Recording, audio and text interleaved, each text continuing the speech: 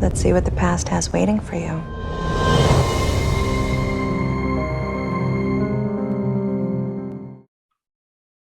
Well, it'd help if you could see me, right, Jadyn? Yes. Hi, Jeffrey. I can see the whole background too. That's cool. Oh, wonderful. Thank you so much for joining me today to talk about A Needle and Time Stack. I'm a big sci-fi fan, and this was eye-opening. This was so different. This was a different type of science fiction, a love story, sci-fi for women, right? And a diverse cast for the genre too. I mean, I was a lot of questions, but man, it took me by surprise, which is hard to do. That's good. That's good to hear. And in the film, life is so different in the future. Phasing is part of everyday life, where a wave of time changes, and some are small, some are life altering, but we never know. I think the movie keeps you guessing. And for your character, tell me about how time phasing has affected her in her life, with no spoilers, of course. I know. You gotta watch that. For Zoe, I think that she's found sort of this, like, existing in a world where time travel exists, where I feel like she accepts it. She just sort of goes with the flow. I think that there is a certain point where she reassesses that. And it's that exploration of that, like, paradigm shift for her. So I feel like she goes through this journey where there is a shift. Well, yeah, because in the series of events that happen, you can visit the past. There's a time travel company where you can change the past, but you risk changing the future. So there's a danger for kind of manipulating time just for your own selfish reasons, right? Yep. And also there's a company, I love, there's capitalism always in science fiction, right? Protect your memories. It's called Past Protect, where if these time changes happen, you can actually store your memories to come back to, I don't know, to remember, because if time has changed, there's so many Star Trek questions in this. And other critics told me before I watched this, look, do not try to figure this out. It's a love story. So do not try to use your Star Trek logic and time travel and all this stuff. Just allow it to happen.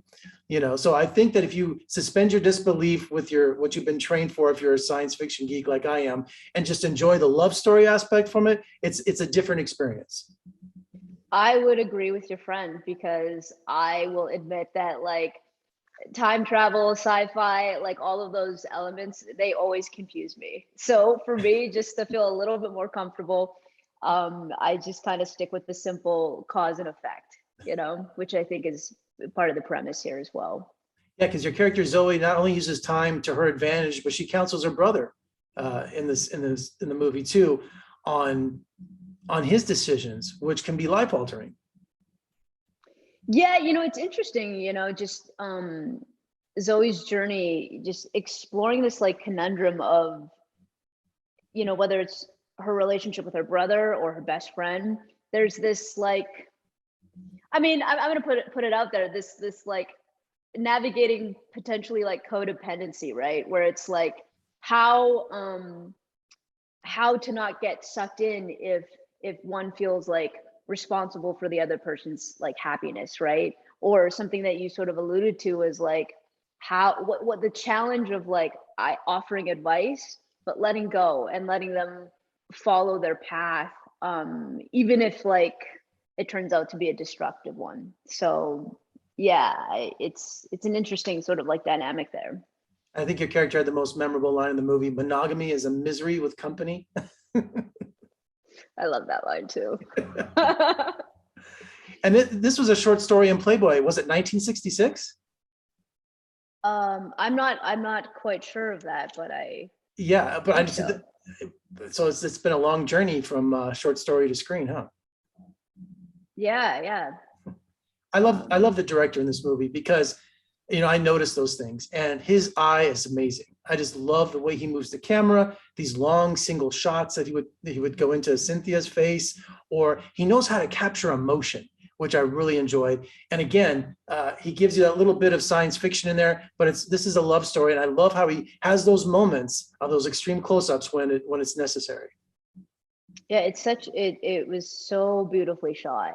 Like it's so beautiful, like, to watch that. And so what do you hope people will take away from after watching this film? Love is a circle? I'd say,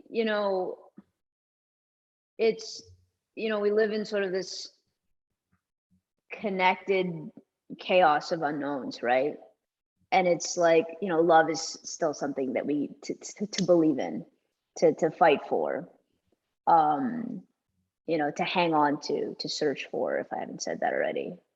Yeah, that's what I would say. It's that element of, like, it's kind of like faith, right? But in this context, like love. Yeah, I feel it's like the goose that laid the golden egg. When he wants more, he cuts open the goose and he kills the goose and doesn't get any more. I think the moral of this movie is, when you find happiness, hold on to it. Don't try to go for something else. When you find happiness and you're content, just thrive with that and make it blossom. Yeah, absolutely. Which, I think as human beings, we have a difficult time doing. Yes. Well, congratulations on a altering science fiction love story, which is a quite delightful surprise. And I wish you best of luck with the film. Thank you for talking to me. Thanks, Jeffrey.